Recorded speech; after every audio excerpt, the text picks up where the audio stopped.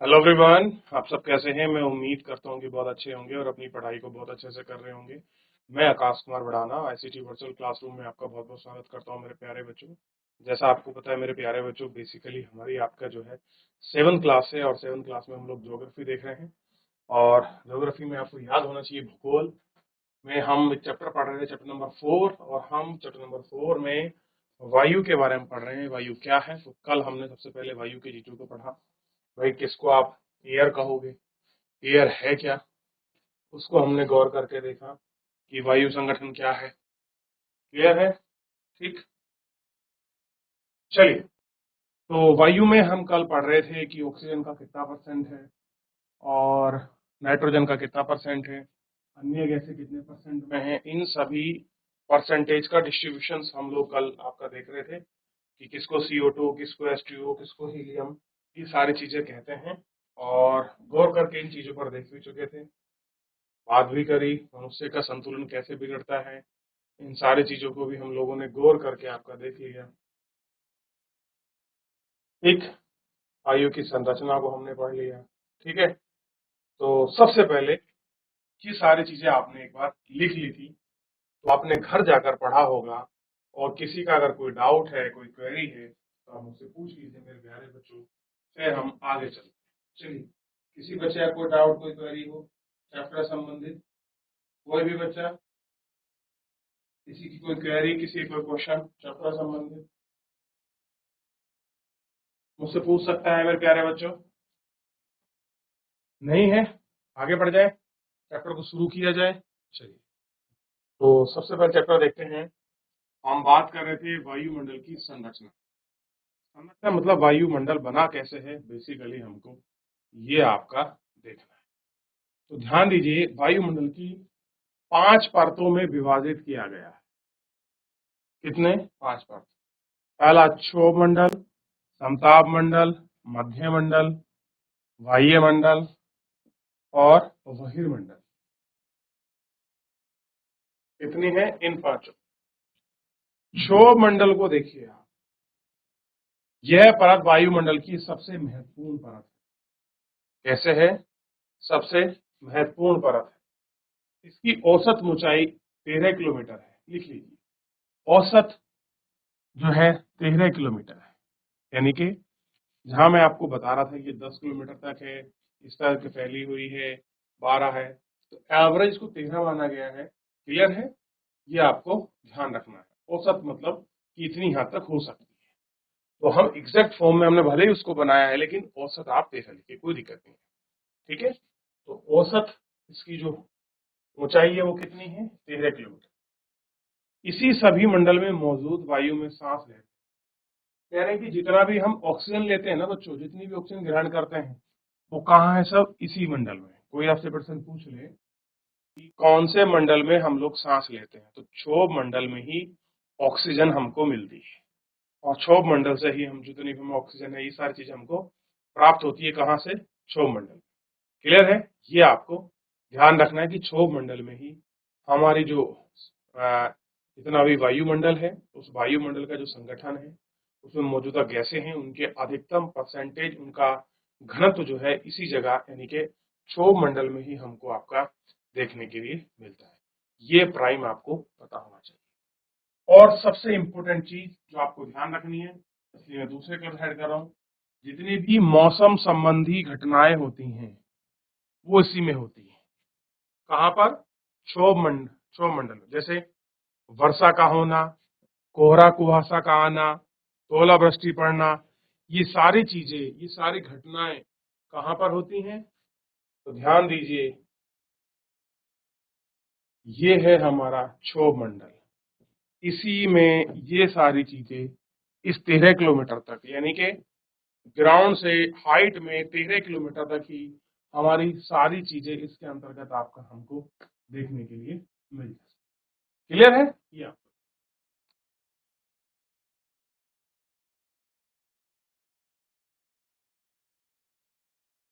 देख लिया? तो ये है क्षोभ।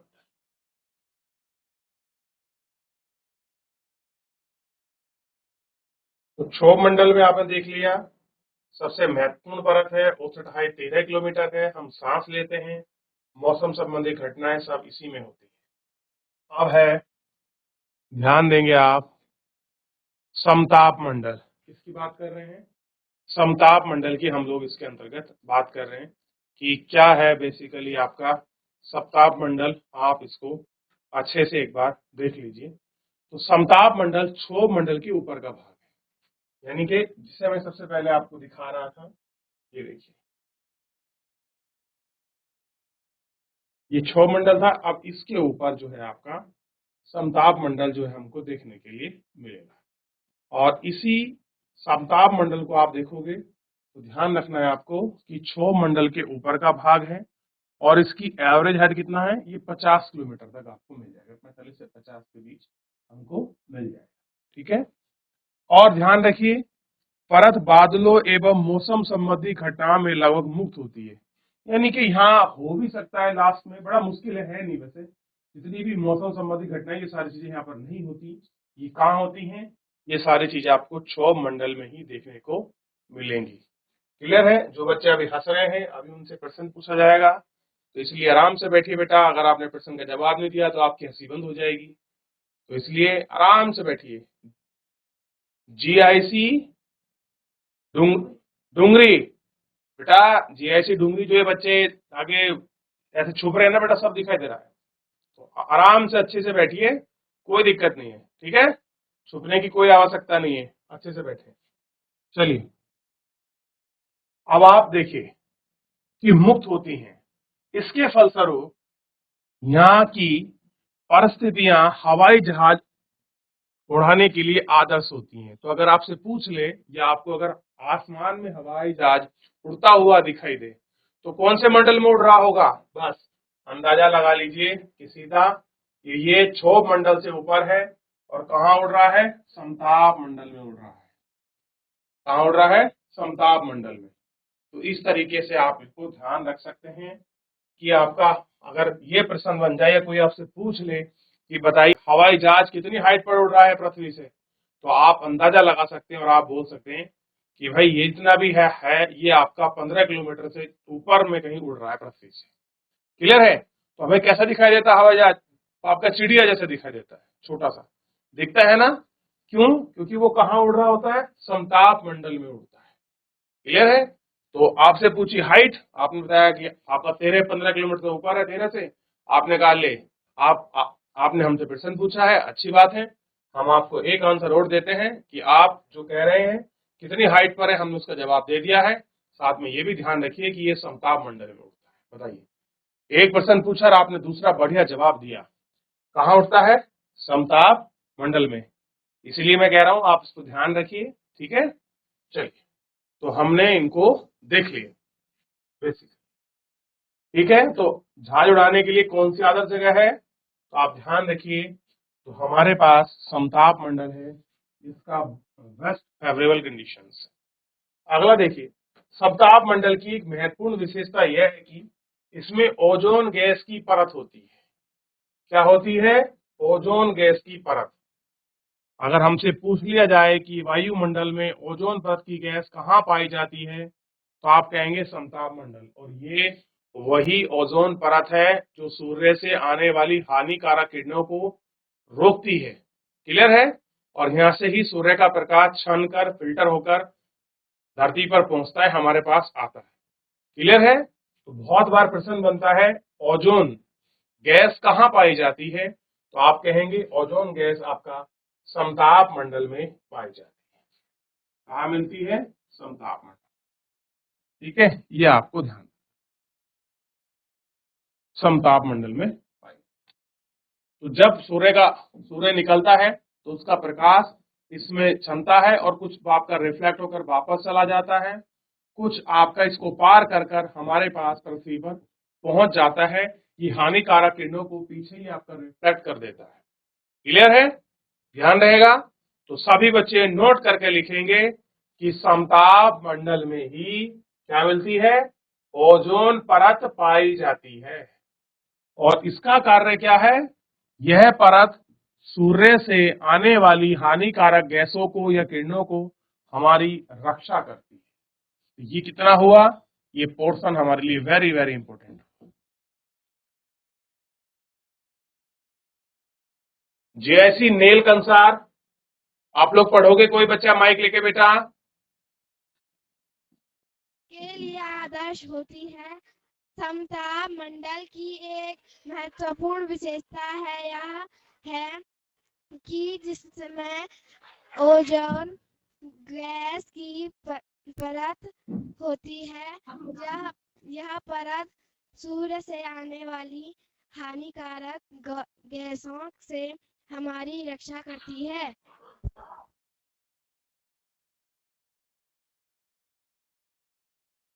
मध्यमंडल यह वायुमंडल की तीसरी परत है। यह सतह मंडल के ठीक ऊपर होती है। यह लगभग 80 किलोमीटर की ऊंचाई तक फैली है। अंतरिक्ष से प्रवेश करने वाली उल्का पिंड इस परत में आने पर जल देते हैं। ब्रह्म वायुमंडल में बड़ी ऊंचाई से सात तापमान अत्यधिक तीव्रता से बढ़ता है। आनयन मंडल इस परत के एक भाग है। यह 80 से 400 किलोमीटर तक फैला है। रेडियो संसार। अब बात करते हैं मध्यमंडल की। तो मध्यमंडल में आप लोग ध्यान दीजिएगा, मध्यमंडल ये वायुमंडल की कौन सी परत है, ये थर्ड नंबर की, यानी कि आपका तीसरे नंबर की आपकी परत है। यह समताप मंडल के ठीक ऊपर है और यह लगभग 80 किलोमीटर ऊंचाई में फैली है। कितनी फैली है, 80 किलोमीटर की जो ऊंचाई है उसमें फैली है।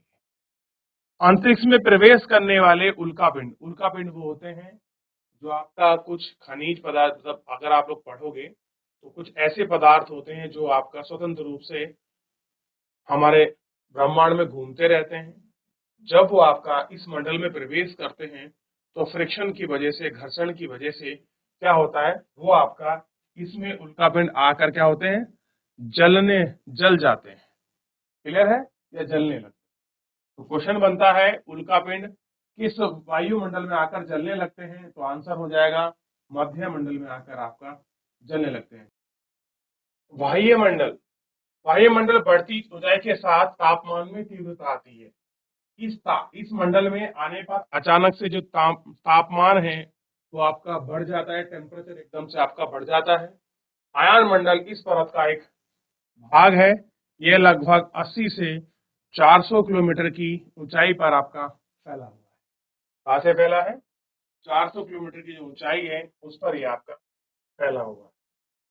इस परत का उपयोग संभवतः पृथ्वी से प्रसारित रेडियो तरंग को पुनर्पृथ्वी पर परावर्तित करता है। होता क्या है कि मान लीजिए ये हमारा कोई आपका सैटेलाइट है, ठीक है, ये हमारी क्या है, आपकी सैटेलाइट है।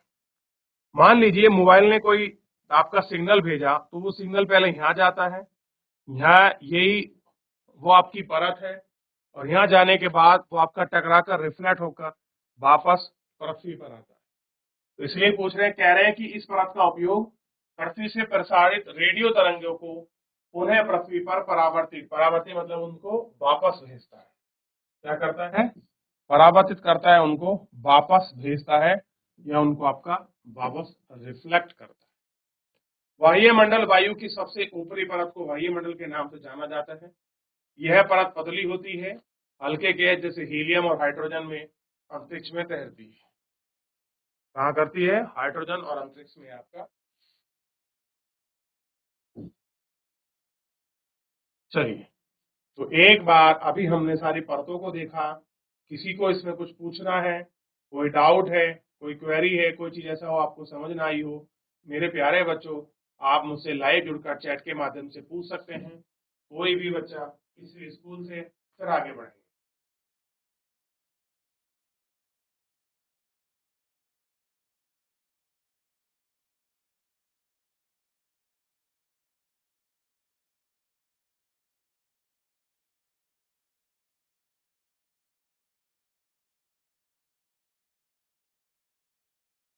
चलिए, नहीं है किसी का डाउट, आगे बढ़ जाए।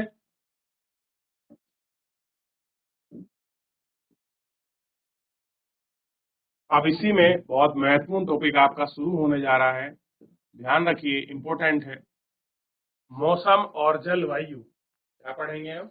मौसम और जलवायु। जीआईसी बारकोड, बेटा आप लोग माइक लेकर आप चैप्टर को पढ़ोगे।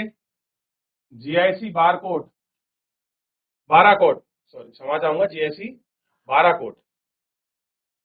अरे वाह, बहुत अच्छे। माइक ऑन करे कोई भी एक बच्चा, 2 माइक है आपके पास, एक माइक ऑन करे बेटा, शाबाश, कोई भी एक माइक। मैं सबको मौका देता हूं, पहले चलिए, पहले आकांक्षा को पढ़ने दीजिए, फिर नंबर लगेगा आपका, दोनों को मौका दूंगा पढ़ने का, ये प्रॉमिस है। अब आकांक्षा पहले मेरी बात, ठीक है, पहले मेरी बात तो सुनो आप। पहले सारे बच्चे शांत होकर बैठिए, सबसे पहले क्लास में अच्छे से बैठ जाइए, सभी बच्चे, बहुत अच्छे बच्चे हैं आप लोग, अच्छे से बैठ जाओ सभी, ठीक है। और सब बच्चों को, जो बच्चे पढ़ना चाहेंगे मैं उनको मौका दूंगा, सभी बच्चों को, ठीक है ना। तो वापस हम शुरू से ही पढ़ेंगे, ताकि आकांक्षा आप चैप्टर रिवीजन भी हो जाए और पढ़ भी ले। चलो आप यहाँ से शुरू करो आकांक्षा पढ़ना। हमारी पृथ्वी चारों ओर से वायु की घटी चंद्र से घिरी हुई है। जिस वंशु कहते हैं पृथ्वी पर जंतु रहने के लिए मन पर निर्भर है। यहाँ हमें सांस लेने के लिए वायु प्रदान करता है एवं सूर्य की किरणों के हानिक प्रवेश से हमारी रक्षा करता है।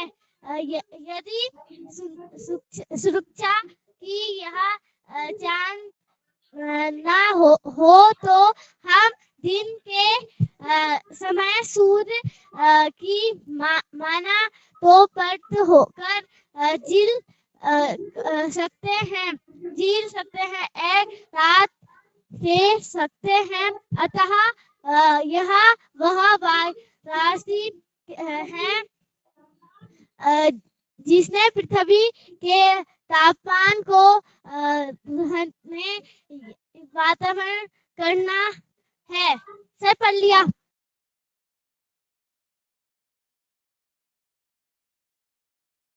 सर मैं पढ़ूं?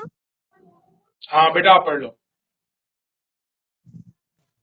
क्या आप जानते हैं कि किस वायु का उपयोग हम सांस लेने के लिए करते हैं? आप वास्तव में वह अनेक गैसों का मिश्रण होता है। नाइट्रोजन तथा ऑक्सीजन ऐसी 2 गैसें हैं जिससे वायुमंडल का बड़ा भाग बना है। कार्बन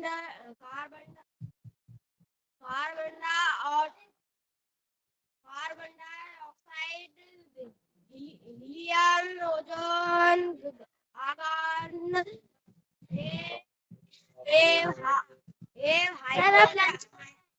लंच हो रहा है। ठीक है, चलो चले जाइए आप, बहुत बढ़िया, शाबाश, बहुत बढ़िया। चलिए चले, बाय बाय बाय, कोई बात नहीं, चले जाइए, ठीक है, चलिए शाबाश। सर कल भी पढ़ाना? हाँ बिल्कुल, टाइम पे आना, पर आप लोग कल ध्यान रखना। हाँ पक्का, प्रॉमिस, आप लोग मिलने चाहिए सारे बच्चे, ठीक है। आकांक्षा आपका नाम क्या है बेटे? आपका नाम क्या है? सुजल कुमार। ठीक है सुजल बेटा, ठीक है सुजल, कल मिलेंगे बेटा, चलिए ठीक है सर, ओके, ठीक है। तो बच्चों आपका भी लंच हो गया है, हम भी लंच कर लेते हैं। और सभी बच्चे जिस तरह से जीआईसी बारकोड पढ़ता है तो ये कितनी खुशी होती है, बच्चे माइक के लड़ रहे होते हैं, बात सभी बच्चे ऐसे पढ़े, कितना अच्छा लगेगा। चलिए, तो मेरे प्यारे बच्चों, फिलहाल आज के लिए इतना ही, मिलते हैं नेक्स्ट लेक्चर में। तब तक आप ध्यान रखिए, स्वस्थ रहिए, अपनी पढ़ाई को बहुत अच्छे से करते रहिए। मुझसे जुड़ने के लिए आपका बहुत बहुत धन्यवाद।